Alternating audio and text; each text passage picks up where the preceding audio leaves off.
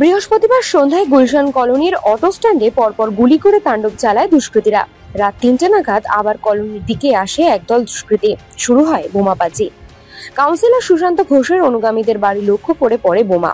একটি বিরিয়ানির দোকানের সাথে গোলমালের জেরে এই ঘটনা। সিসিটিভির ফুটেজে দুষ্কৃতীদের তাণ্ডবের দৃশ্য ধরা পড়েছে। দুষ্কৃতী তাণ্ডবে মিনি ফিরোজ গ্যাং জড়িত বলে অভিযোগ। এর আগেও একাধিক দুষ্কর্মের অভিযোগ আছে বলে মিনি ফিরোজ গ্যাংয়ের বিরুদ্ধে থানায় অভিযোগ রয়েছে।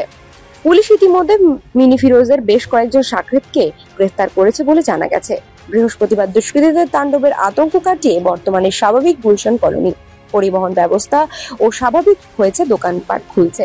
তবে বিরিয়ানির দোকান বন্ধ আছে। বিরিয়ানির দোকানকে ব্যারিকেড দিয়ে ঘিরে রেখেছে police.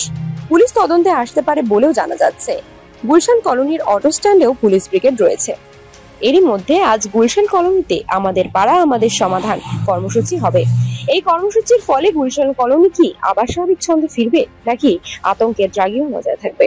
Bureau report, Bengal journals.